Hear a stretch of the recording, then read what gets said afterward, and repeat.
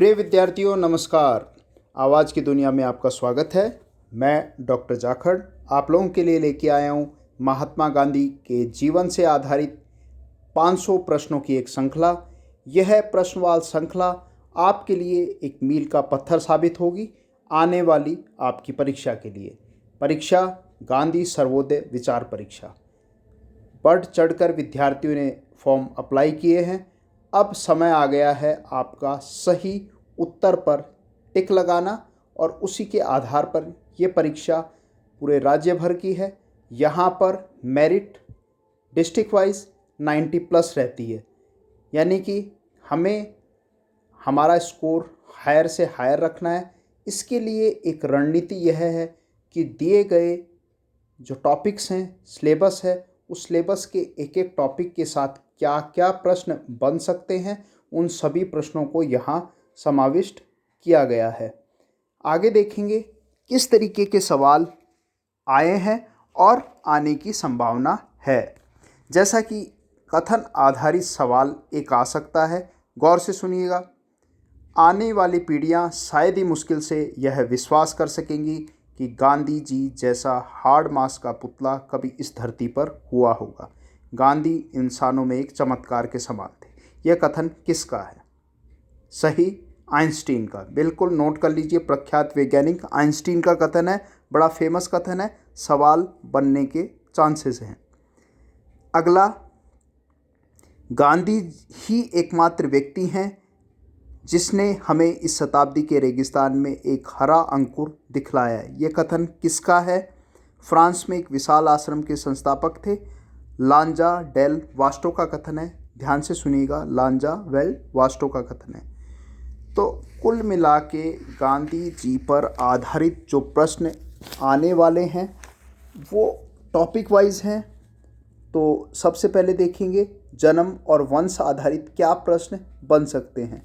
सामान्य सा सवाल नहीं पूछा जाएगा कि गांधी जी का जन्म किस वर्ष हुआ, किस तिथि का हुआ। ये एक सामान्य सी बात है, परंतु यह ज़रूर पूछा जा सकता है कि गुजरात के किस क्षेत्र में हुआ। विद्यार्थियों, नाम है काठियावाड़ क्षेत्र। आगे कहाँ हुआ? आपको याद है पोरबंदर, परंतु पोरबंदर ना उत्तर होगा, उसके स्थान पर लिखा हो सकता है सुदामापुरी नामक नगर। याद रखिएगा, पोरबंदर का दूसरा नाम उस समय सुदामापुरी नामक नगर था। ये नोट कर लीजिए। इसी तरीके से साबरमती के संत पुस्तक के लेखक कौन हैं? यशपाल जैन। गांधी ही कहानी पुस्तक के लेखक कौन हैं? सुप्रसिद्ध अमेरिकी पत्रकार लुई फिशर। उनकी पुस्तक है गांधी की कहानी। एक शानदार सवाल बनने के चांसेस है। जिस वर्ष गांधी जी का जन्म हुआ, कौन सी घटनाएं हुई? सही का चयन करें। घटनाएं कौन कौन सी हुई गांधी जी के जन्म के साथ, यानी कि हम बात कर रहे हैं 1869 की। उस समय की प्रमुख घटनाएं क्या हैं? याद कर लीजिएगा। पहली घटना, इसी साल स्वेज नहर को खोला गया। दूसरा, एडिसन ने अपना आविष्कार पेटेंट करवाया। तीसरा, फ्रांस ने नेपोलियन बोनापार्ट की जन्म शताब्दी को मनाया। चार्ल्स डब्ल्यू इलियट हार्वर्ड विश्वविद्यालय के अध्यक्ष बने। इसी वर्ष कार्ल मार्क्स की पुस्तक कैपिटल प्रकाशित हुई थी। बिस्मार्क फ्रांस जर्मन युद्ध करने वाला था और विक्टोरिया इंग्लैंड तथा भारत पर राज कर रही थी। तो ये कुछ ऐतिहासिक उस समय की घटनाक्रम चल रहे थे जब गांधी जी का जन्म होता है। तो ये बातें आपके जहन में होना जरूरी है। अब यहाँ पर हम जानेंगे उनके पिता का नाम। पता है आप लोगों को, करमचंद गांधी। पितामह का नाम पूछा गया है पिछले सवाल प्रश्न पत्र में। उत्तम चंद गांधी नहीं था ऑप्शन में, सही जवाब था ओता गांधी। अगला, इनके पिता, इनके दादा पिता के पास 2 जगह की दीवानी थी, वहाँ के दीवान थे ये। जगह कौन सी हैं? काठियावाड़ के थी जो 2 क्षेत्र, पोरबंदर और राजकोट। याद रखिएगा, 2 रियासतें पोरबंदर और राजकोट। दोनों स्वाभिमानी थे, इनके दादा और पिता। इनकी जो माता थी उनका नाम पुतलीबाई था। और गौर से सुनिएगा, पुतलीबाई इनके पिता करमचंद की चौथी और अंतिम पत्नी थी। सवाल पूछा जा सकता है कौन सी पत्नी थी, चौथी और अंतिम पत्नी थी। विस्तार से मैं प्रारंभिक 2-3 वीडियो मैंने दिए हैं, उनमें मैंने बता रखा है कैसे कैसे क्या कारण था उसका, देख लीजिएगा उसको। अगला प्रश्न बनने के चांसेस हैं गांधी जी की जो माता पुतलीबाई के जीवन से संबंधित। हमेशा मंदिर में पूजा पाठ करती थी। पूजा पाठ जहाँ करने जाती थी उस स्थान का नाम पिछले प्रश्न पत्र में पूछा गया है। क्या उसको वो हवेली कहते हैं? वैष्णव थे, हवेली। जहाँ पूजा, उस मंदिर को मंदिर ना कहकर क्या कहते थे? शब्द क्या है? हवेली। याद रखिएगा। अब इनकी प्राथमिक और हाई स्कूल शिक्षा के ऊपर संबंधित क्या सवाल बनते हैं उनको हम देखते हैं। ये सभी कुछ ऐसे साधारण सवाल हैं, इनके ऊपर भी हम बाद में चर्चा करेंगे और ये तो सामान्य से बात है। तो कहने का मतलब है कि प्राथमिक और इनकी हाई स्कूल की शिक्षा जो होती है शुरुआत वो 1876 में होती है। वर्ष कब? जब इनकी उसमें उम्र 7 वर्ष, 1876 याद रखिएगा, 7 वर्ष की आयु में। और इनके पिता ने पोरबंदर की नौकरी छोड़कर उस समय कहाँ आ गए थे? स्थान का नाम पूछ सकते हैं, वो राजकोट आ गए थे। और मोहनदास भी उस समय राजकोट आ गए। अब सवाल ये बनता है कि प्राथमिक शिक्षा जिस पाठशाला में हुई थी उस पाठशाला का नाम क्या था? सवाल शानदार है, नोट कीजिएगा। गांवठी शाला था, प्राथमिक शिक्षा गांवठी शाला, ये उसका स्कूल का नाम था। और गांवठी शाला से उपनगर की शाला, और उसके बाद ये वहाँ से हाई स्कूल में भर्ती हुए। तो गांवठी शाला से उपनगर की शाला और वहाँ से फिर हाई स्कूल में भर्ती हुए। इसके उपरांत आता है कि हाई स्कूल में किस वर्ष में प्रवेश लिया, वो साल कौन सा था? तो हाई स्कूल में प्रवेश लिया 1881 में हाई स्कूल में प्रवेश लिया। सवाल एक और बन सकता है कि जब हाई स्कूल में प्रवेश लिया तो आयु क्या थी? सही उत्तर 12 वर्ष।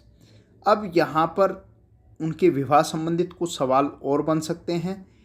जब 1881 में इनकी सगाई हुई कस्तूरबा के साथ, पता है आप लोगों को, उस समय आयु 12 वर्ष। सगाई के समय आयु 12 वर्ष। सवाल पूछ सकते हैं विवाह के समय क्या आयु थी? दोनों की 13 वर्ष, बिल्कुल ना छोटे बड़े, बराबर समकक्ष बताए हैं। 1883 में जब इनका विवाह हुआ, कब हुआ? 1883 में, उम्र 13 वर्ष। अब एक सवाल बहुत अच्छा बनने के चांसेस हैं क्या कि जब इनका विवाह हुआ तो इनके स्कूल के कितने वर्ष बर्बाद हुए, पढ़ाई के कितने वर्ष बर्बाद हुए? सही उत्तर है 1 वर्ष बर्बाद हुआ था इनका इस अल्प आयु में विवाह करने के, जिसके लिए सचेत भी किया आगे इन्होंने, बताया कि ऐसा नहीं करना चाहिए। एक शानदार सवाल और है, गांधी जी के पिता का नाम आपको याद है, माता का नाम याद है, कस्तूरबा के पिता का नाम क्या था? बहुत लाजवाब सवाल। कस्तूरबा जो इनकी धर्मपत्नी थी, बा का उनके पिता का क्या नाम था? सही उत्तर है, पिताजी का नाम था कस्तूरबा के गोकुलदास, जो कि करमचंद के गहरे दोस्त थे। याद रखिएगा, पिता का नाम कस्तूरबा के गोकुलदास था। एक सवाल, गांधी जी के पिता का देहांत यानी कि करमचंद गांधी जी का जो देहांत हुआ किस वर्ष हुआ? 1885, नोट कीजिएगा 1885। कांग्रेस का स्थापना वर्ष भी है, 24 अक्टूबर 1885 को कांग्रेस की स्थापना भी होती है। ये भी एक सामान्य सा सवाल है, जीके के लिए याद रखना। तो उसी वर्ष 1885 में गांधी जी के पिता का देहांत होता है। सवाल ये पूछ सकते हैं कि उस समय गांधी जी की आयु क्या थी? नोट कीजिएगा, उस समय गांधी जी की आयु मात्र 16 वर्ष थी और उनके पिता की आयु जब देहांत हुआ वह 63 वर्ष थी। कितनी? 63 वर्ष। और एक चीज़ बताएं, जब देहांत हुआ तो इनकी एक पहली संतान का जन्म हो चुका था, वो जो बाद में ख़त्म हो गई थी। ठीक है, उसका जिक्र भी इनकी आत्मकथा में मिलता है। किस वर्ष महात्मा गांधी ने मैट्रिक की परीक्षा उत्तीर्ण की? सही जवाब 1887 में इन्होंने मैट्रिक की परीक्षा उत्तीर्ण कर ली थी। अब बात आती है गांधी जी का कॉलेज में प्रवेश, उससे संबंधित क्या सवाल बन सकते हैं। कॉलेज में प्रवेश इन्होंने लिया और कहाँ लिया, उस कॉलेज का नाम पूछा जा सकता है। वो जगह कौन सी थी? इन्हें जाना पड़ा भावनगर, नोट कीजिएगा, गुजरात के भावनगर में। और कॉलेज का नाम था श्यामल दास कॉलेज, जहाँ इन्होंने बीए फर्स्ट ईयर में प्रवेश लिया और वहाँ सिर्फ एक टर्म की पढ़ाई पूरी कर पाए थे ये। उसके बाद इनका मन नहीं लगा, ये लौट आए थे और बाद में फिर समझाइश करने पर आगे का इंग्लैंड जाने के लिए इनकी सारी कहानियाँ बनती हैं। एक सवाल शानदार और बन सकता है।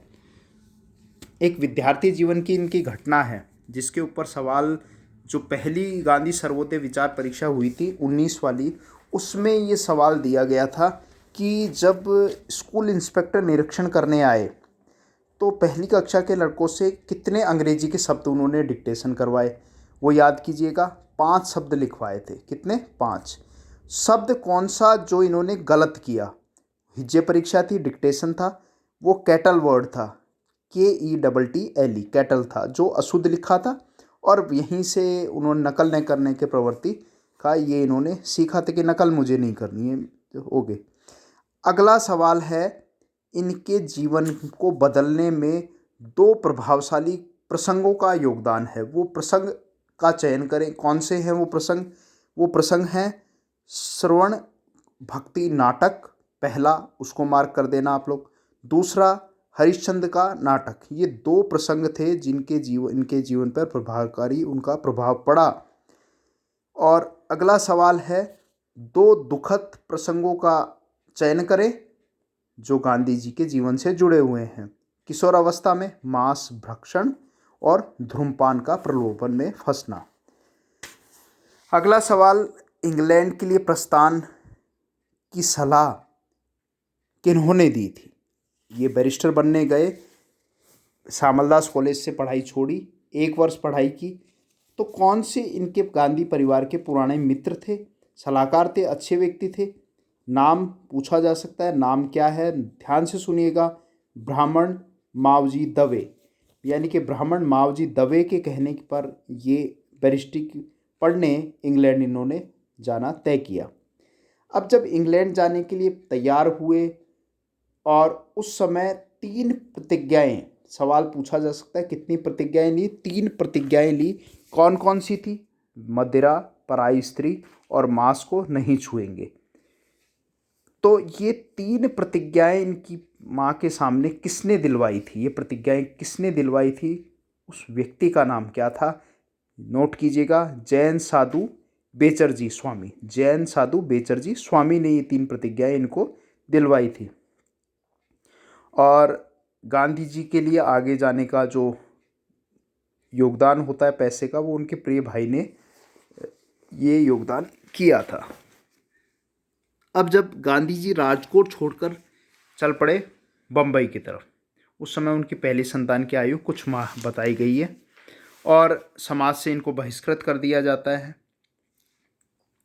सवाल है, महात्मा गांधी बम्बई के लिए किस वर्ष में प्रस्थान करते हैं? वर्ष कौन सा था? 4 सितंबर 1888, 4 सितंबर 1888 को। और इसी सितंबर माह के अंत में वो कौन से नगर में उतरते हैं? जगह का नाम है साउथहैम्पटन, लंदन में है साउथहैम्पटन। ओके, दिन में 4 बार ज्वार आते हैं, एक जीके का सवाल भी बनता है इस पे। और जब ये वहाँ पहुँचे तो 2 व्यक्तियों का विशेष रूप से इनके पास परिचय पत्र था। वो 2 व्यक्ति कौन से हैं? याद रखिएगा, क्रिकेट खिलाड़ी रणजीत सिंह, दूसरा दादाभाई नारोजी के परिचय पत्र इनके पास मौजूद थे। ऐसा ये सब बातें इन्होंने अपने आत्मकथा में सत्य के साथ मेरे प्रयोग में लिखा हुआ है। और सत्य के मेरे प्रयोग जो पुस्तक है वो पहले गुजराती में ही लिखी गई, बाद में उसका फिर अनुवाद हुआ, जिसकी जानकारी हमने आपको दी है। अब इंग्लैंड जब ये पहुंचते हैं तो इंग्लैंड में इनका जो पारिवारिक मित्र था वो पहला मित्र कौन था, ये सवाल पूछ सकते हैं। जहां इनको सभी वहाँ के क्रियाकलापों से और रहन सहन से अवगत करवाते हैं, वो व्यक्ति कौन था। नाम है, परिचित थे इनके, डॉक्टर प्राणजीवन मेहता। इन्हीं के परामर्श पे वो वहाँ पर रहे और कई चीज़ें इन्होंने सीखी। नाम है प्राणजीवन मेहता, डॉक्टर प्राणजीवन मेहता। अगला एक महत्वपूर्ण सवाल है इनका शाकाहारी भोजन के तलाश से संबंधित, क्योंकि जो प्रतिज्ञाएं दिलवाई थी जैन साधु बेचर जी ने, उनको निभाना था, तो शाकाहार था। तो किसकी जाने वाले एक लेखक थे जिनकी एक पुस्तक है अनाहार की हिमायत। ये पुस्तक किसकी है, जो पढ़ी इन्होंने और दृढ़ निश्चय बने, इनका थोड़ा सा प्रबलता, इनमें मन में प्रबलता रही कि सही कर रहे हैं ये, वो व्यक्ति का नाम है सॉल्ट। सॉल्ट की पुस्तक है अनाहार की हिमायत, नोट कीजिएगा। उसके बाद है कुछ और पुस्तकों का जिक्र और कर रहा हूँ यहाँ पर। इथिक्स ऑफ डाइट है, हार्वर्ड विलियम की पुस्तक है। इसी तरीके से डॉक्टर अना किंग्सफोर्ड की पुस्तक है the perfect way in diet. एक और है प्ली फॉर वेजिटेरियन। ये सब पुस्तकें थी जो गांधी जी ने पढ़ डाली थी और ये दृढ़ निश्चय हो गए थे कि अब भैया शाकाहार ही लेना है। मितव्ययता के ऊपर सवाल बन सकता है कि गांधी जी का जब ये बैरिस्ट्री के लिए गए तो एक सप्ते भर का खर्च कितना था। वह केवल एक सिलिंग में पूरा करते थे। एक सिलिंग वहाँ की जो पौंड है उससे छोटी इकाई, एक सप्ते भर का एक सिलिंग खर्चा बताया इन्होंने अपना, ये है। इसके बाद यहाँ एक खास प्रश्न बनता है कि जब ये इनके मित्र ने इन्हें सलाह दी थी कि कानून की पढ़ाई करते साथ साथ आप एक काम करें, लंदन से मैट्रिक की परीक्षा और पास कर लें, तो वो मैट्रिक की परीक्षा में बैठे। तो याद रखिएगा, लंदन से भी इन्होंने मैट्रिक की परीक्षा पास की थी। पहली बार फेल हुए, उसके बाद 6 महीने बाद वह परीक्षा इन्होंने उत्तीर्ण कर ली थी। तो ये याद रखिएगा कि लंदन से भी मैट्रिक की परीक्षा बैरिस्ट्री के साथ की इन्होंने। इसके बाद सवाल बनता है कुछ थियोफिस्टों के ऊपर। थियोफिस्ट मतलब होता है जो धर्म अनुयायी होते हैं, तो विशेष रूप से कुछ थियोफिस्टों को पढ़ा था। तो पिछले प्रश्न पत्र पे इस पे सवाल पूछा गया है। तो थियोफिस्ट क्या थे, उन्होंने गीता पढ़ी, तो गीता की प्रेरणा मिली इन्हें, बुद्ध चरित्र पढ़ने की प्रेरणा मिली। तो वो परिचित व्यक्तियों का नाम क्या है, एक तो मैडम ब्लावस्की है और श्रीमती एनी बेसेंट है जो होम रूल चलाया था जिन्होंने। मैडम ब्लावस्की की पुस्तक है की टू थियोसॉफी, ये पुस्तक इन्होंने पढ़ी। बाइबल को पढ़ने का जो महत्व इनको दिया इनके साथी थे डॉक्टर जोशिया ओल्डफील्ड ने इनको बाइबल पढ़ने के लिए कहा। इसी तरीके से जब ये बैरिस्टर बने, बैरिस्टर किस वर्ष बने ये सवाल पूछा जा सकता है। बैरिस्टर 6 नवंबर 1888 को बने बैरिस्टर। और कहाँ इनको प्रवेश मिला उस कॉलेज का नाम पूछा जा सकता है, इनर टेम्पल। कॉलेज का नाम है इनर टेम्पल में इन्हें प्रवेश मिला बैरिस्टर बनने के लिए। और उसके उपरांत ये वहाँ पर 3 वर्ष तक रहे। पर यानी कि बैरिस्ट्री की पढ़ाई कितने वर्ष थी, 3 वर्ष तक ये बैरिस्ट्री की पढ़ाई इन्होंने की वहाँ पर। और एक तारीख नोट कीजिएगा, किस वर्ष ये बैरिस्टर बने। सवाल पूछा जा सकता है किस वर्ष बैरिस्टर बने। तारीख है 10 जून 1891 को ये बैरिस्टर बने। इसके बाद कितने सिलिंग देकर इन्होंने हाई कोर्ट में अपना नाम दर्ज कराया। उत्तर है 2.5 सिलिंग। किस वर्ष किया, सही उत्तर है 11 जून 1891। 11 जून 1891 को इन्होंने 2.5 सिलिंग देकर कोर्ट में अपना नाम दर्ज कराया। और फिर लौटे कब भारत, 12 जून को ये आसाम नामक स्टीमर से भारत के लिए लौट आए। अब जब ये भारत आए तो उस समय एक दुखद समाचार इनको मिला था। वो कौन सा है दुखद समाचार, वो दुखद समाचार आपका था इनकी माताजी का मृत्यु का, कि इनकी माताजी की मृत्यु हो चली है। ये जानकारी इनको दी, तो ये पहले नहीं दी थी। बड़े भाई उनको प्रायश्चित करने के लिए फिर एक जगह ले जाते हैं, उस जगह का नाम है नासिक ले जाते हैं। वहाँ पूरा प्रायश्चित की विधि वगैरह होती है, शास्त्रोक्त विधि प्रायश्चित कराया जाता है। उस समय इनके पुत्र की आयु 4 वर्ष हो गई थी और बैरिस्ट्री बन गए थे। अब ये बैरिस्टर बनने के बाद ये चले गए थे बम्बई। वहाँ इन्होंने उस समय जब बम्बई गए तो इनकी आयु पूछ सकते हैं, उस समय 22 वर्ष की इनकी आयु थी। और उस समय बड़े बड़े वकील थे, बदरुद्दीन तैयब जी थे, फिरोज शाह मेहता थे, ये वकील थे उस समय जब ये बने। तो इनके साथ के वकीलों के नाम पूछे जा सकते हैं। और एक वाकया और मिलता है कि अध्यापक की के लिए भी आवेदन किया था, परंतु इनको पर डिग्री नहीं थी। तो कुल मिला के 6 माह बाद ये बम्बई 6 माह ही रहे, पर इनका धंधा नहीं चला बैरिस्ट्री का, और ये लौट आए वापस से राजकोट। अब राजकोट में आके कुछ अर्जियाँ वगैरह लिखते थे, और शुरू में इनकी हर माह की आमदनी पूछी जा सकती है। कितनी आमदनी थी? 300 रुपये की आमदनी गांधी जी की थी। खास बात होती है कि किस कंपनी से इन्हें दक्षिणी अफ्रीका जाने के लिए प्रस्ताव मिलता है। कंपनी का नाम है दादा अब्दुल्ला एंड कंपनी। किस वर्ष मिलता है? 1893 में मिलता है।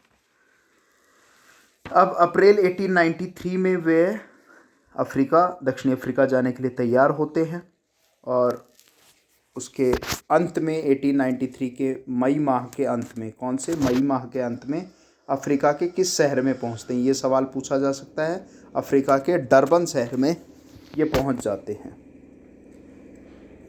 अब जब डरबन शहर में पहुंचते हैं तो पूछा जा सकता है कि गांधी जी के गले में एक माला थी, वो माला किसके द्वारा दी गई थी? वो इनकी माताजी के द्वारा दी गई थी। वो किसकी बनी हुई थी? वो तुलसी की माला बनी हुई थी, जो इन्होंने गले में पहन रखी थी।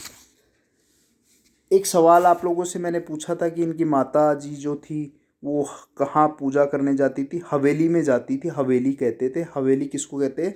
जो वैष्णव मंदिर था, क्योंकि बिना पूजा पाठ किए वो भोजन नहीं करती। तो इसका काफ़ी प्रभाव पड़ा गांधी जी पर। एक सवाल और पूछा जा सकता है, इनकी धाय माँ का योगदान क्या था, और धाय माँ का नाम क्या था इनकी? जो घर पे नौकरानी का काम भी करती थी, धाय माँ भी कहते थे। उन धाय माँ का नाम है रंभा।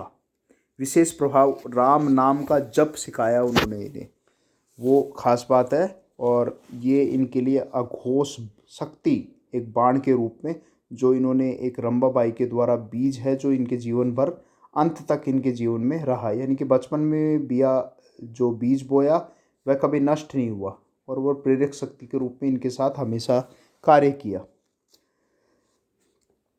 इसी तरीके से कुछ और ख़ास चीज़ें थी, जैसे इनकी माँ से इन्होंने सीखा था सत्यमेव जयते और अहिंसा परमो धर्मों का मंत्र। ये भी एक महत्वपूर्ण चीज़ है। माँ से क्या क्या सीखा? सत्यमेव जयते और अहिंसा परमो धर्म। 2 नाटकों का जिक्र पहले कर चुके हैं, सत्य हरिश्चंद्र का और श्रवण पितृभक्ति का। खास चीज़ है, गीता से इन्होंने क्या सीखा? गीता से इन्होंने सीखा सत्य, कर्तव्य, निष्ठा, निष्काम क्रम, ये सब इन्होंने भगवत गीता से सीखा। इसके उपरांत है कि पतंजलि के योग सूत्र का अध्ययन इन्होंने किया। किस वर्ष किया? 1903 में किया। नोट कीजिएगा कि उस समय ये अफ्रीका के जोहान्सबर्ग की जेल में थे। 1903 में पतंजलि के योग सूत्र का इन्होंने अध्ययन किया था। 1903 में वेद पढ़े, रामायण पढ़े, ये सब इन्होंने पढ़े थे। एक खास चीज़ है कि गांधी जी को अहिंसात्मक प्रतिरोध की विचारधारा ईसा मसीह के इन अंतिम शब्दों से प्राप्त हुई कि भगवान उन्हें क्षमा करना, क्योंकि वे नहीं जानते वे क्या कर रहे हैं। तो वो ईसाई जो धर्म की पुस्तक पढ़ी थी, उसका नाम क्या था? वो ओल्ड टेस्टामेंट था, जो इन्होंने पढ़ी थी। और फिर न्यू टेस्टामेंट भी पढ़ी, उससे भी प्रभावित हुए। तो ये दोनों पुस्तकें, न्यू टेस्टामेंट, ओल्ड टेस्टामेंट, ईसाई धर्म से संबंधित है। और एक सवाल पूछा गया, जब ये राजकोट में थे तो ईसाई धर्म से बड़ा इनका विश्वास नहीं था। बाकी सभी धर्मों को विश्वास करते थे, एक धर्म को नहीं करते थे। ईसाई, जो बाद में इनके जो दोस्त थे सिया ओल्डफील्ड के परामर्श पर इन्होंने फिर पढ़ा, तो ये फिर उसको समझा इन्होंने।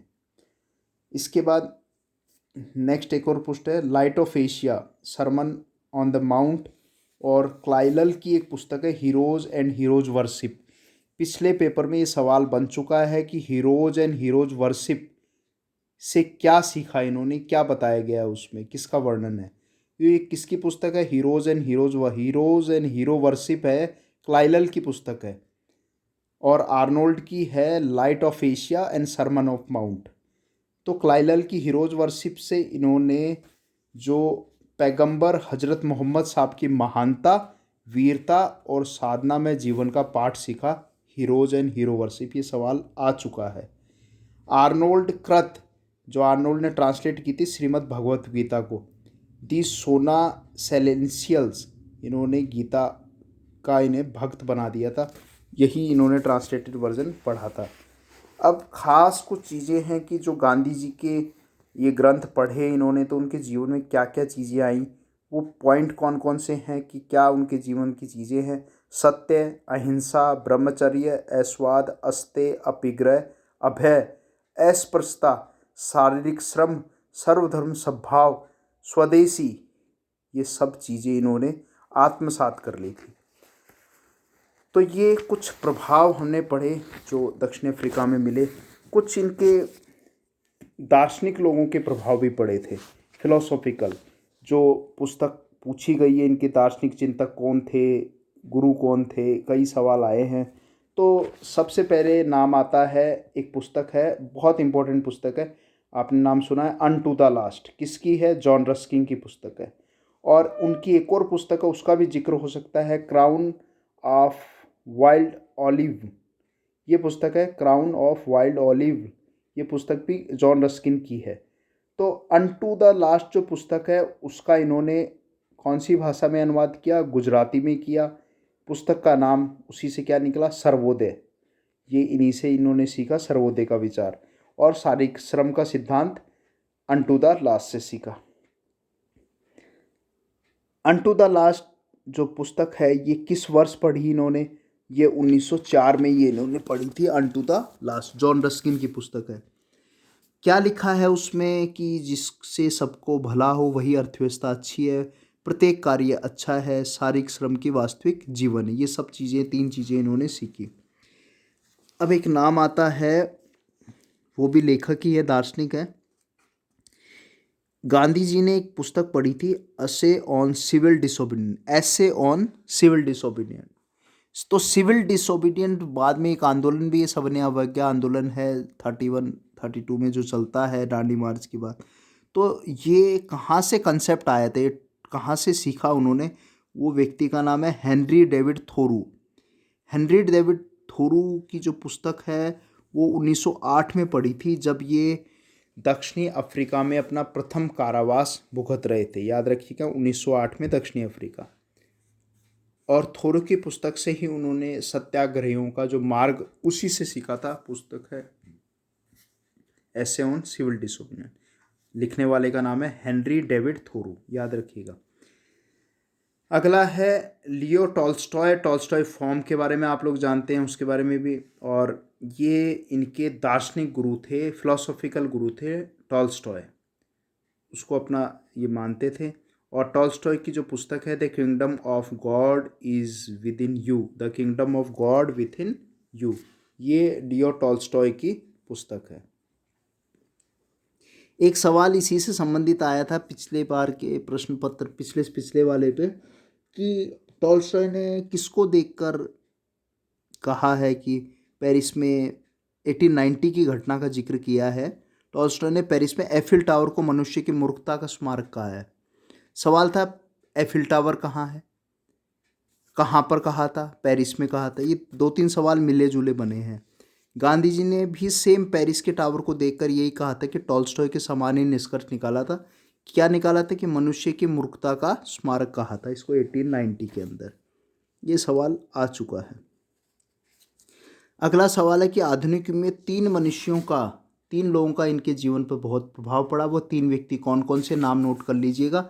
रामचंद्र भाई का जीवन है, और टॉल्स्टॉय का ग्रंथ है the kingdom of God with in you, और अनटू द लास्ट है। ये सब इनके प्रेरणा के 3 स्रोत रहे। इसी तरह के टॉल्स्टॉय फॉर्म की स्थापना की गई, जो कि फोनिक सेटलमेंट स्थापित किया गया इन्होंने दक्षिण अफ्रीका में। बाद में इसी का रूप साबरमती आश्रम बनाया गया। बाद में इन्होंने तालीम और बुनियादी शिक्षा का विचार भी इन्हें रस्किन से ही प्राप्त हुआ था। और गोखले इनके राजनीतिक गुरु हैं। ये सवाल सामान्य सा सवाल है, सभी को आता है ये।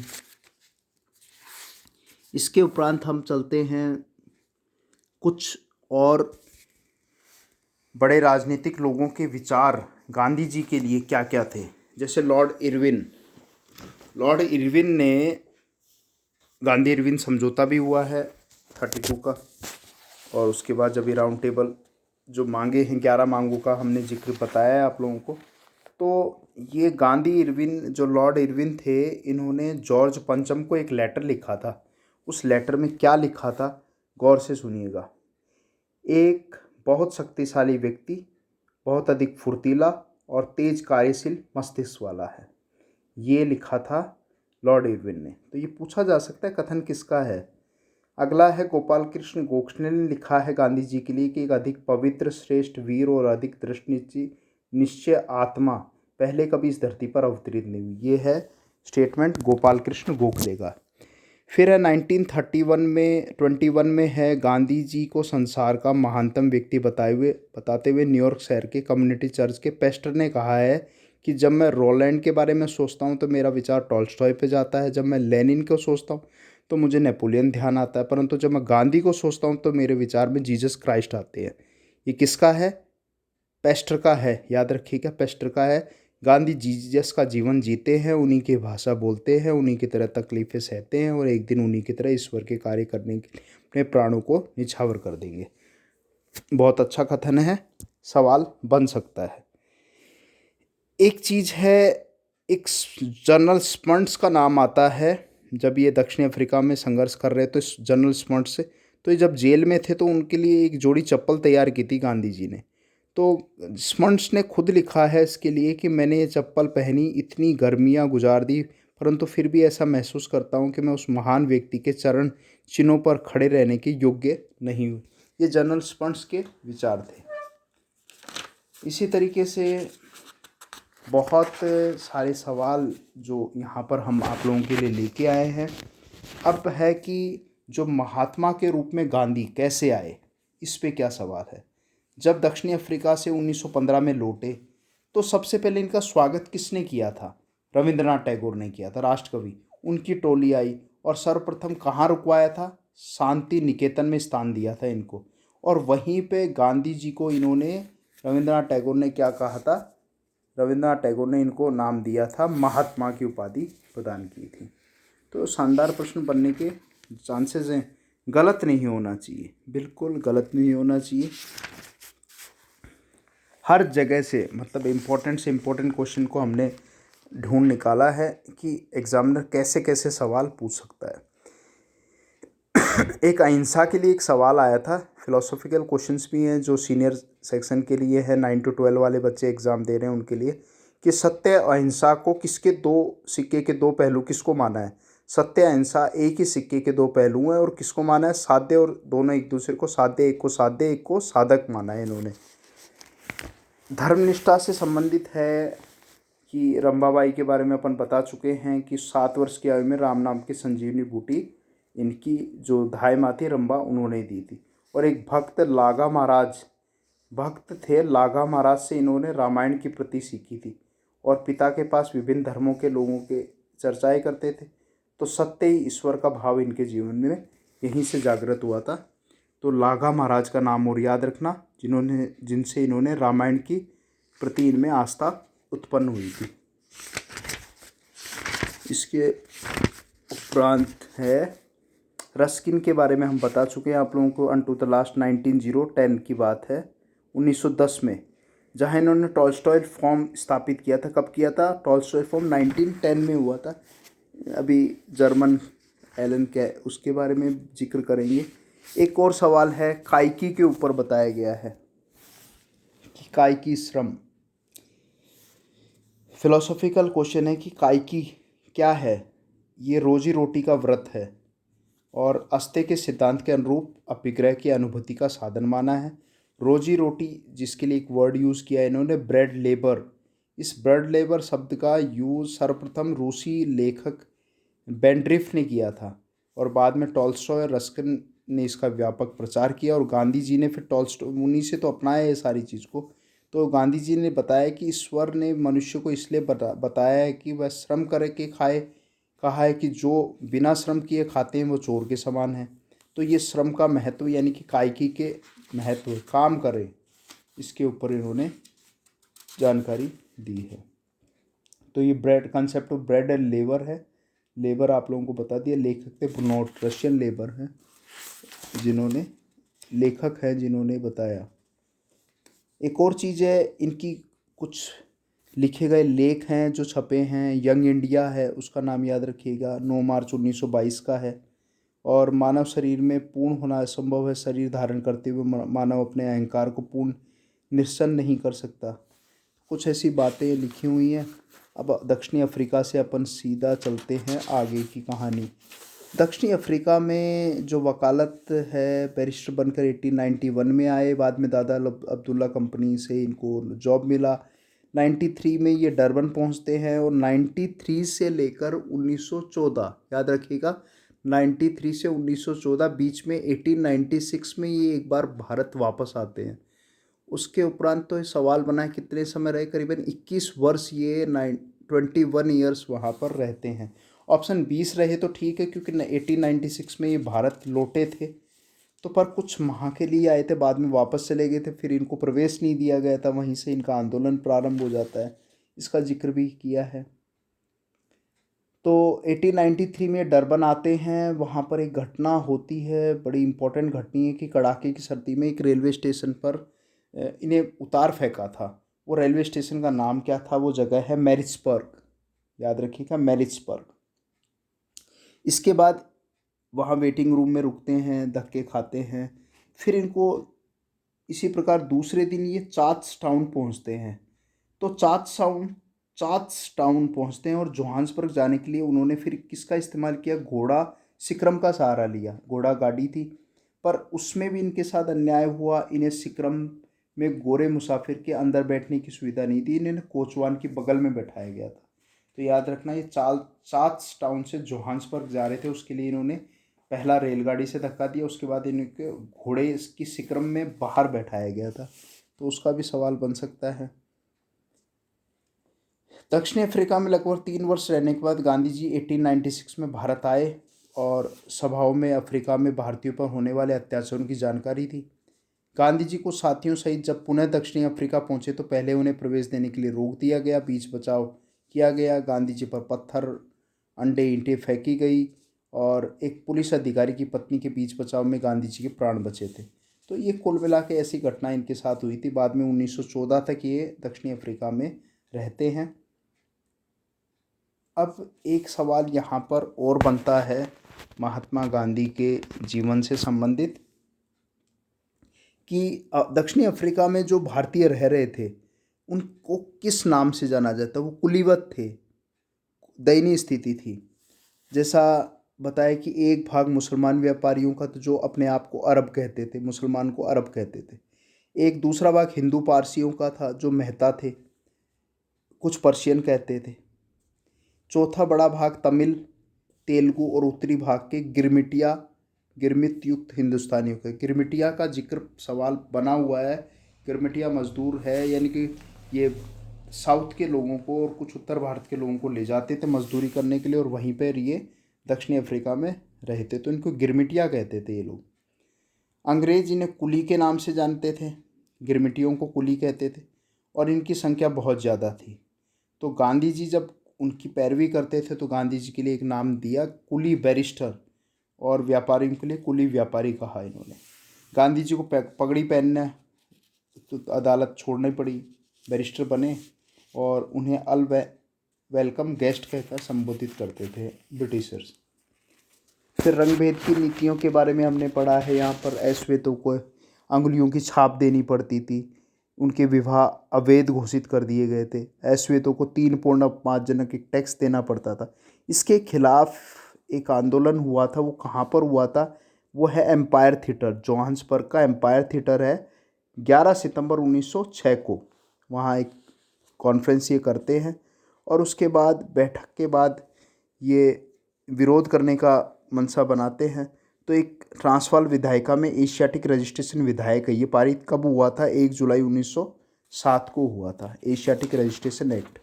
इसके खिलाफ फिर आगे ये कार्रवाई करते हैं। फिर 16 सितंबर 1908 को जोहान्सबर्ग में प्रतिनिधियों की एक सभा बुलाई जाती है। उस सभा में उन सर्टिफिकेट को जलाने की योजना बनाई जाती है। सब में एक वीडियो साउथ अफ्रीका वाला आप देख सकते हैं, उसमें सारी जानकारियाँ दी हैं। नेटाल का जिक्र आता है कि नेटाल कांग्रेस के अध्यक्ष भी बने थे। नेटाल भी दक्षिणी अफ्रीका में है। फिर एक जिक्र आता है, सवाल पूछा गया है कि किन्होंने इनको ज़मीन दी थी। ये फ़ोटो आप देख रहे हैं, ये है कैलन बाक है। कैलन बाक ने इन्हें करीबन 1100 एकड़ भूमि, एक फार्म खरीदा, वो दी इन्होंने। जर्मन थे कैलन बाक, काफ़ी समय तक इनके साथ भी रहे और जहाँ इन्होंने टॉल्स्टॉय फॉर्म को स्थापित किया था। तो इस तरीके से 1911 में सरकार के साथ अंतरिम इनका समझौता होता है। 1 जून की सत्याग्रह जेल में रहे। और 19 गोखले कब आए थे, सवाल पूछ सकते हैं, गोखले कब आए? सरकारी मेहमान के रूप में दक्षिण अफ्रीका 1912 में पहुंचे थे गोखले। और कुल मिला के जो सत्याग्रह इनका चला था 1913-14 में, आखिरी चरण में था। 14 मार्च 1913 को कैप कॉलोनी में सर्वोच्च न्यायालय के एक न्यायाधीश के निर्णय में केवल ईसाई शादियों को मान्यता प्रदान की गई। खाद्यान मजदूरों को 3 पौंड के कर देने के विरोध में हड़ताल शुरू की गई। और लास्ट में फिर ये कहते हैं कि 1914 जुलाई 1914 के अंत में इंडिया रिलीफ बिल पारित हो गया था। इंडिया रिलीफ बिल 1914 में पारित हुआ और नेटाल में रहने वाले मजदूरों पर 3 पौंड का कर समाप्त कर दिया गया। हिंदू, मुस्लिम व पारसी शादियों को वैध घोषित कर दिया गया। अंगूठी की छाप वाले आदिवासी प्रमाण पत्रों की व्यवस्था की गई। तो ये सब चीज़ें याद रखना। जब ये भारत लौटे 1915 में बम्बई के अपोलो बंदरगाह पर उतरे थे। कौन से बंदरगाह पर? अपोलो बंदरगाह पर। वहाँ इनका राष्ट्रीय वीर के रूप में स्वागत किया गया। फिरोज शाह मेहता ने इन्हें कहा था भारतीय स्वाधीनता संग्राम का वीर। फिरोज शाह मेहता, याद रखिएगा। भारत सरकार ने इन्हें हिंद केसरी की उपाधि दी। ये किस लिए दी थी? जो भी आंदोलन इन्होंने दक्षिणी अफ्रीका में किए थे। बाद में नॉन कोऑपरेशन मूवमेंट पे सब लौटा दिया था इन्होंने। इसका जिक्र हमने किया है आप लोगों से।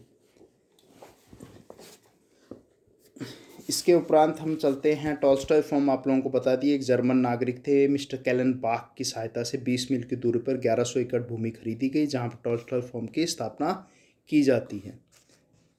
अब यहाँ पर हम देख रहे हैं कि कैलन बाक का जिक्र है।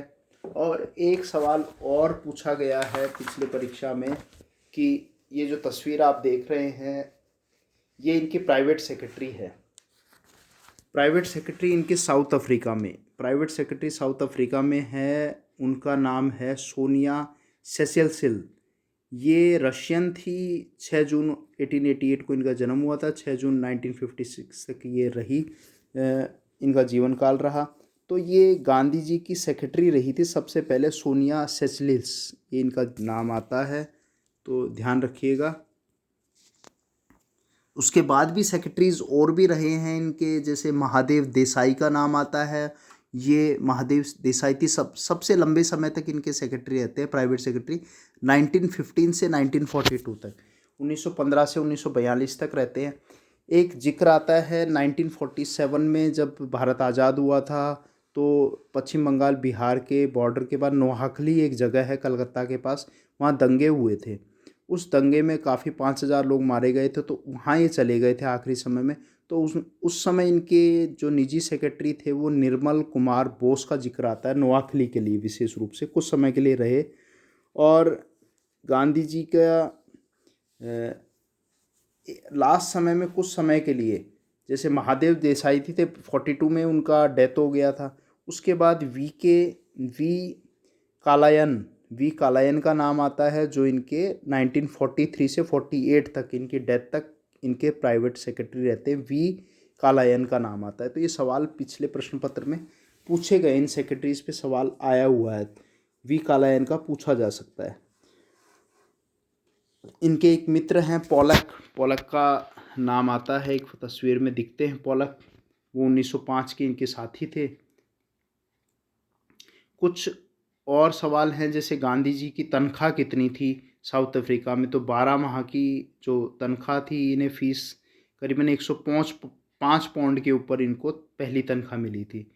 विस्टल चर्चिल ने इनके लिए शब्द यूज़ किए हैं, सिडिशन फ़कीर गांधी जी को कहा है, पोजिंग ए हाफ नेकेड फ़कीर, ऐसा वर्ड विस्टल चर्चिल ने इनके लिए काम में लिया है।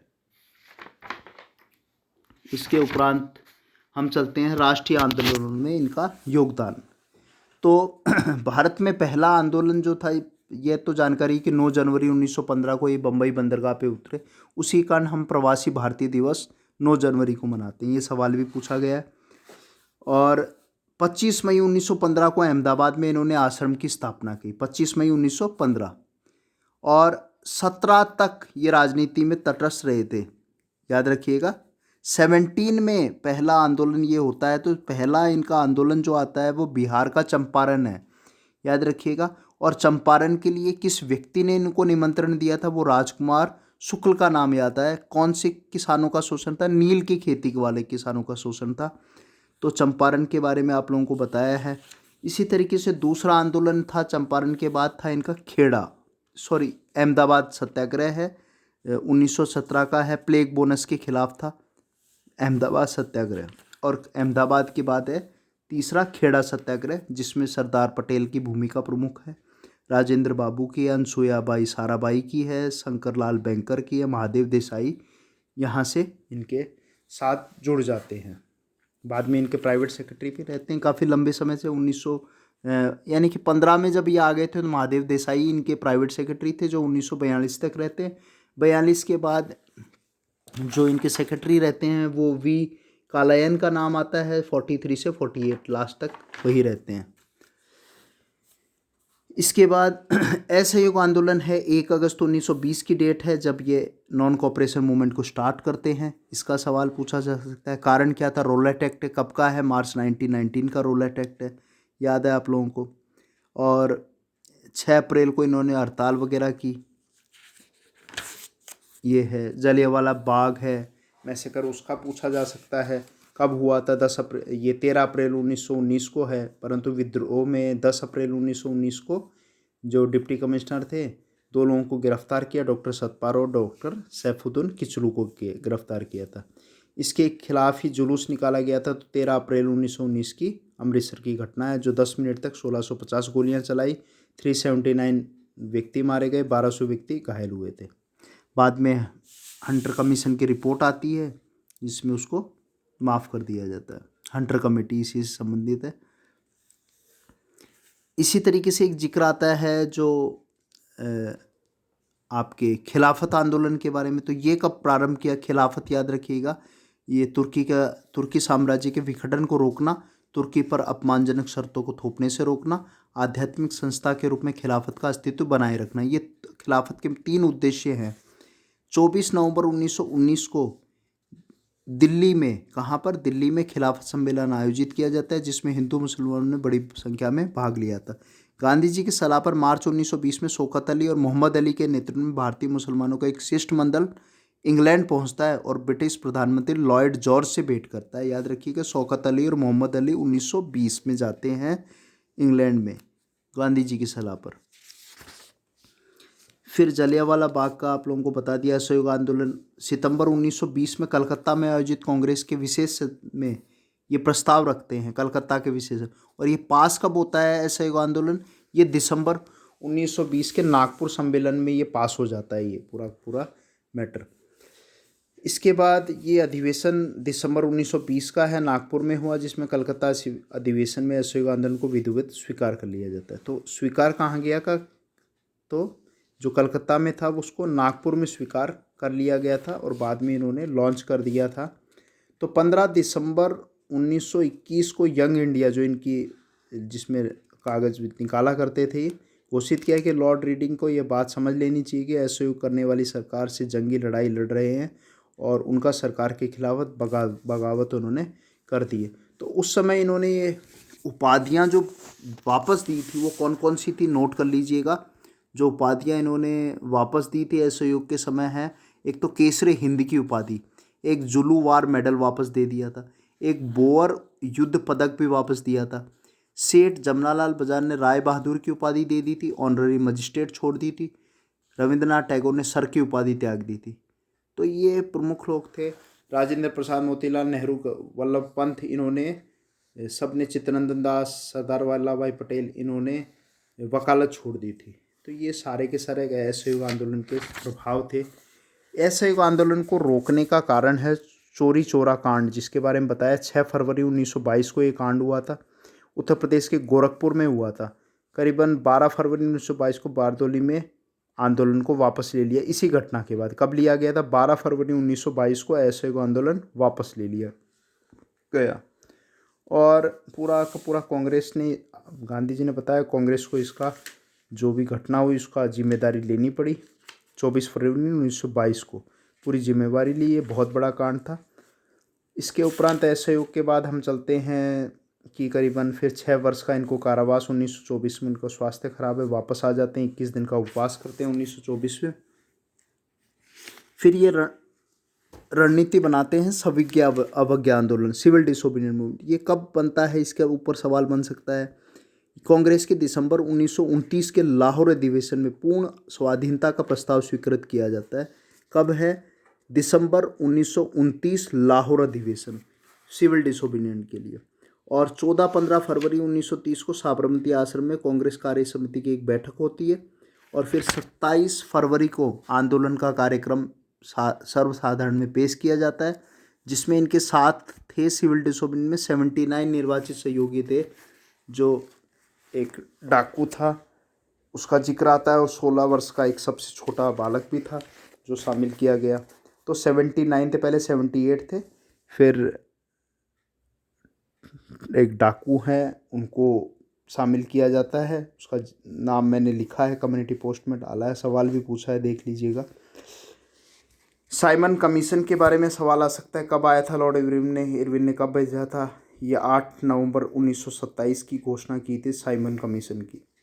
और फिर एक सवाल आता है कि Lala Lajpat Rai, Simon go back के नारे, उसी समय लाला लाजपत राय की लाठियों से मौत हो जाती। वो है 17 नवंबर 1928 को लाला लाजपत राय की मृत्यु हो जाती है, 17 नवंबर 1928 को। इसी तरीके से फिर नेहरू रिपोर्ट जो आती है वो कब आती है? 31 दिसंबर 1929 को आती है नेहरू रिपोर्ट। 31 दिसंबर 1929 को याद रखिएगा। कांग्रेस का लाहौर अधिवेशन है, जहाँ पर पूर्ण स्वाधीनता का प्रस्ताव पारित किया गया था। ये डेट भी इम्पोर्टेंट है, कब किया गया था? 31 दिसंबर 1929 को किया था पूर्ण स्वाधीनता का प्रस्ताव। वायसराय जो थे लॉर्ड इरविन, उनको कितनी शर्तें मांग पत्र रखी थी? वो 11 सूची थी जो वायसराय को भेजी गई थी। इसके उपरांत डांडी मार्च का कुछ सवाल बनने के चांसेस रहते हैं। जैसे डांडी मार्च इंपॉर्टेंट है सिविल डिसोबीडियंस। ये 12 मार्च को गांधी जी ने लिखा है, मैंने घुटने टेक कर रोटी मांगी थी, उन्हें मुझे बदले में पत्थर दिया है। तो 12 मार्च 1930 को 6 बजे 78 आश्रमवासियों को लेकर ऐतिहासिक डांडी मार्च।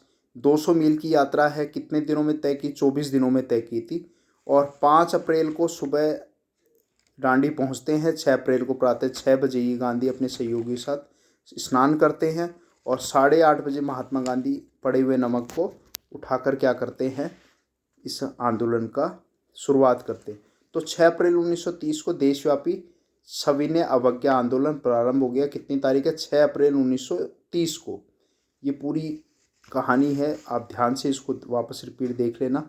डांडी मार्च का सवाल जरूर बनेगा इस पर।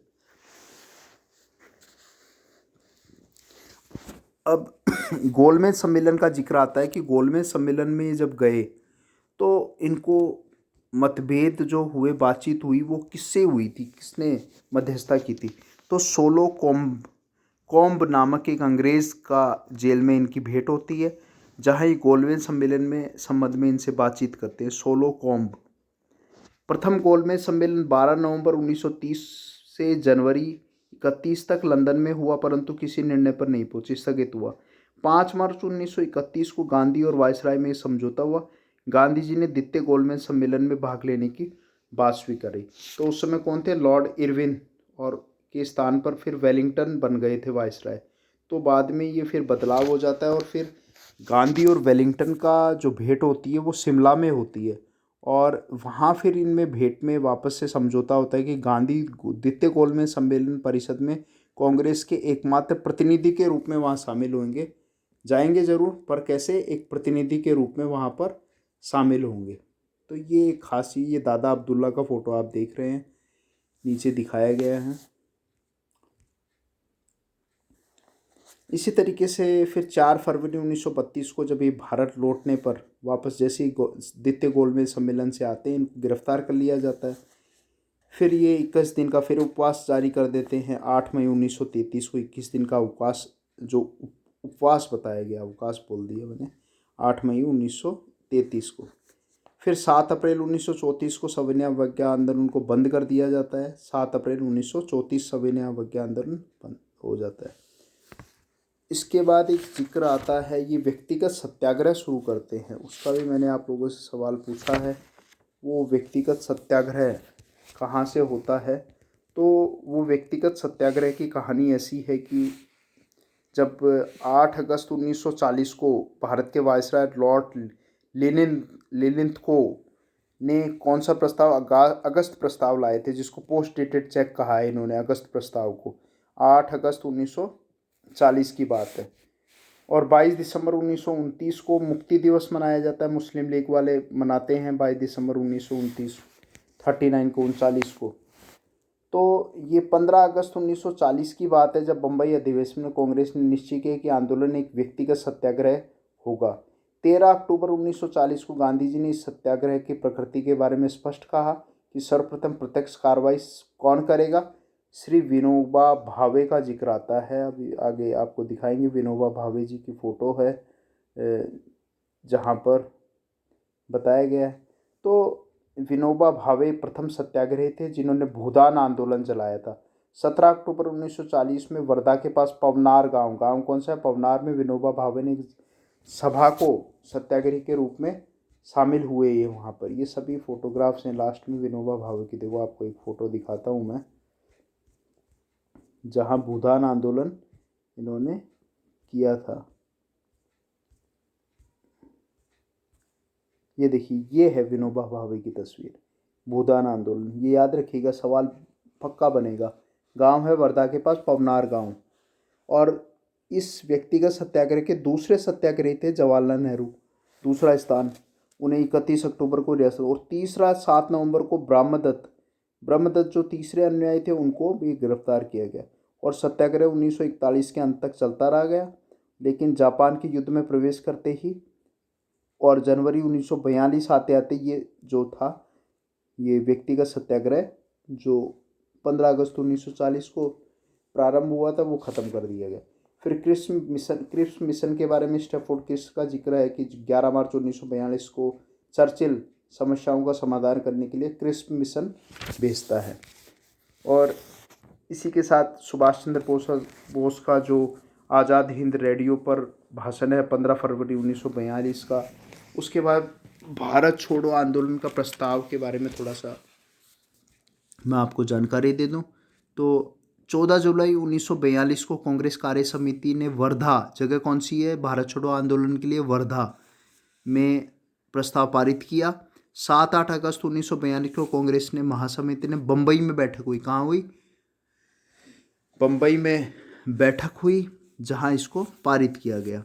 8 अगस्त 1942 को महात्मा गांधी के नेतृत्व में प्रसिद्ध ऐतिहासिक भारत छोड़ो प्रस्ताव पास किया गया।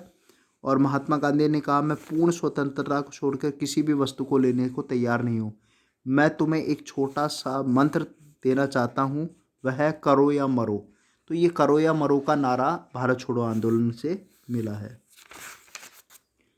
इसके उपरांत आगे देखते हैं, सवाल बड़े इंटरेस्टिंग बनेंगे इस परीक्षा में। अगर एक एक टॉपिक को कवर किया है तो कोई ऐसी चीज़ है जो छूटेगी नहीं, क्योंकि एक एक पॉइंट्स को हमने यहाँ पर लिया है। किसी ना किसी पॉइंट से सवाल, 100 सवाल जो बनने हैं वो आएंगे। जैसे ये बापू का मैं आपको बता दूं, ये ऊपर आप फोटो देख रहे हैं, ये सुभाष चंद्र बोस की है। और इसका भी एक सवाल का जिक्र बता दूं कि जो सुभाष चंद्र बोस थे,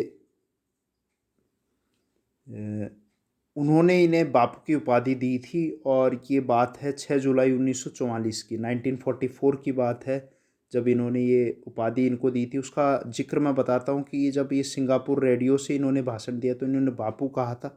उसका कारण था कि उस समय कस्तूरबा गांधी थी, उनकी मृत्यु हो गई थी, देहांत हो गया था। तो उसके शोक संदेश में इन्होंने महात्मा गांधी जी को बापू कहा था, फादर ऑफ नेशन कहा था। तो ये याद रखिएगा, 6 जुलाई 1944 की बात है। इसी तरीके से कुछ और ख़ास चीज़ें हैं, जैसे महात्मा गांधी की जो पुस्तक है सत्य के साथ मेरे प्रयोग, ये गुजराती में लिखी गई थी। इसमें इन्होंने कहा है कि कहने योग्य एक भी बात मैं छिपाऊंगा नहीं, आशा तो यह है कि मैं पाठकों को अपने दोषों का पूरा पूरा बोध करा सकूं। मुझे सत्य के शास्त्रीय प्रयोगों का वर्णन करना है। मुझे ये बात बताने में तिल भर भी इच्छा नहीं है कि मैं कितना अच्छा या भला हूँ। जिस माप में मैं अपने आप को मापना चाहता हूँ उसके अनुसार मैं अवश्य ही है, जो भी इन्होंने लिखा है सत्य के मेरे प्रयोग में। इसके बाद कुछ इनके और सवाल बनने के हैं। जैसे एक सवाल है, 1916 में इन्होंने बनारस हिंदू यूनिवर्सिटी के उद्घाटन भाषण में भाग लिया था, जहां इन्होंने विरोध किया था। जो मंच पर बैठे बहुमूल्य रत्नों से विभूषित राजाओं महाराजाओं को संबोधित करते हुए कहा कि ये संपन्न भारतीय जब तक अपने बहुमूल्य रत्न आभूषण धारण करना बंद नहीं करते, यह संपदा भारत की जनता को सुपुर्द नहीं करते, तब तक भारत का उद्धार नहीं हो सकता।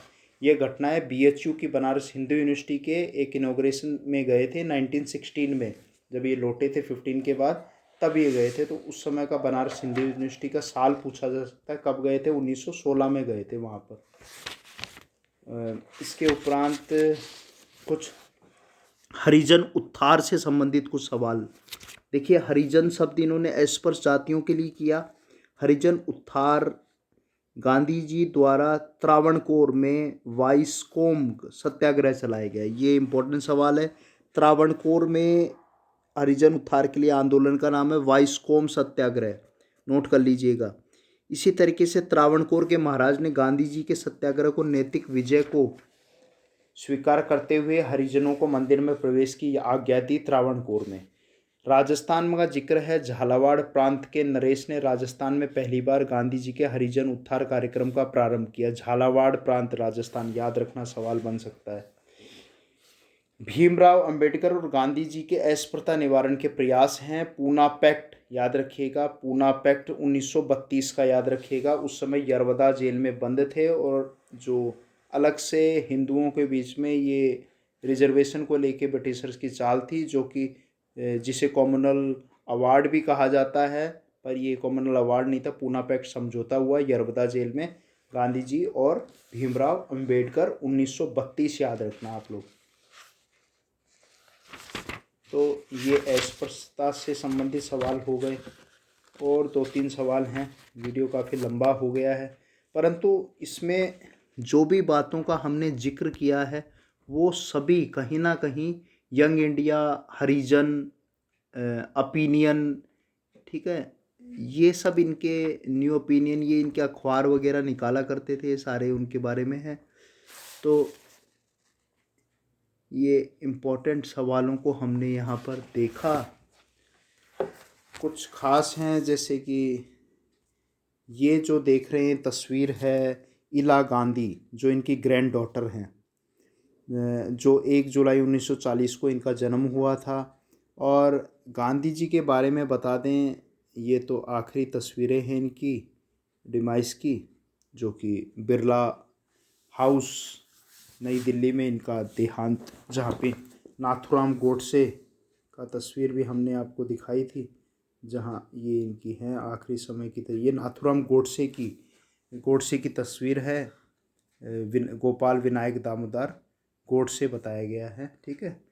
जो पिस्टल का भी तस्वीर आप लोगों को दिखाई, जो आखिरी समय है ये उसी समय।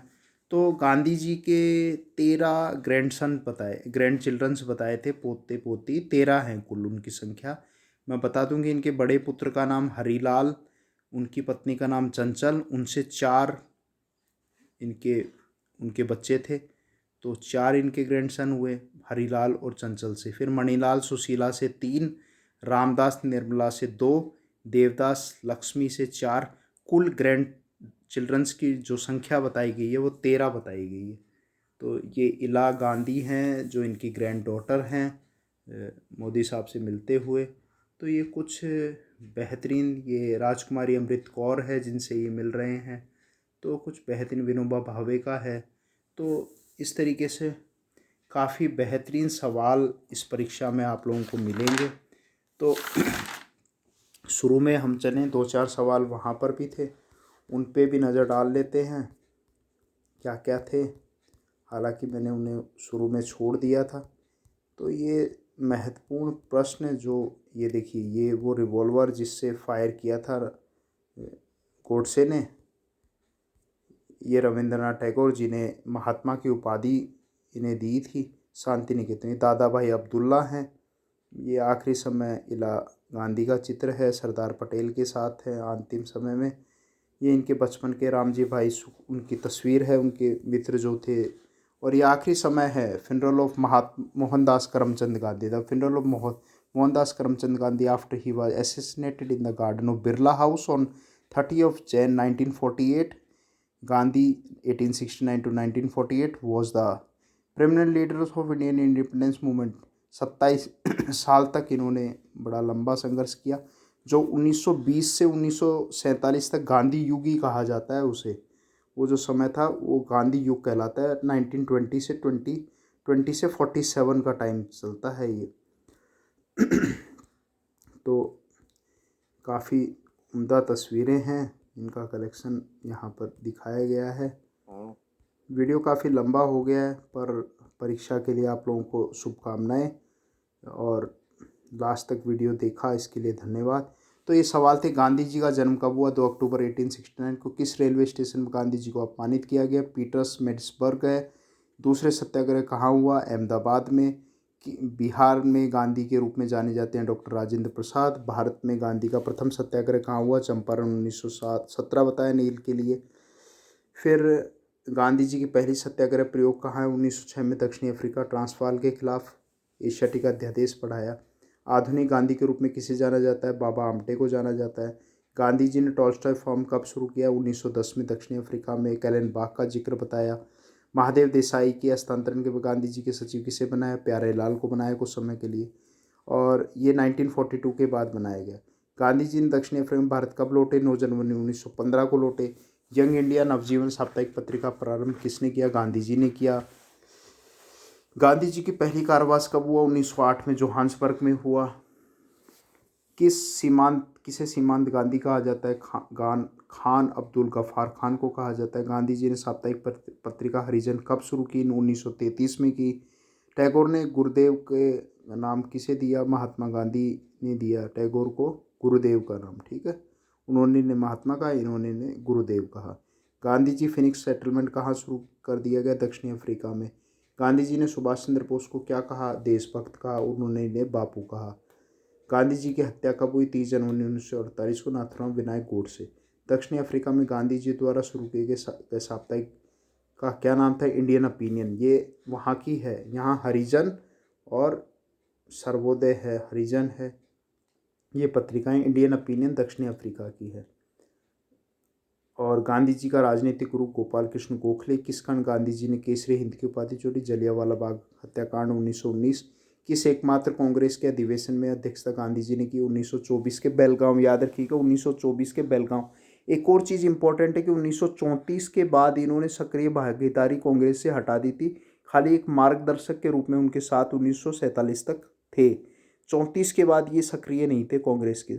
24 का बेलगांव कांग्रेस अधिवेशन में ये अध्यक्ष बने थे।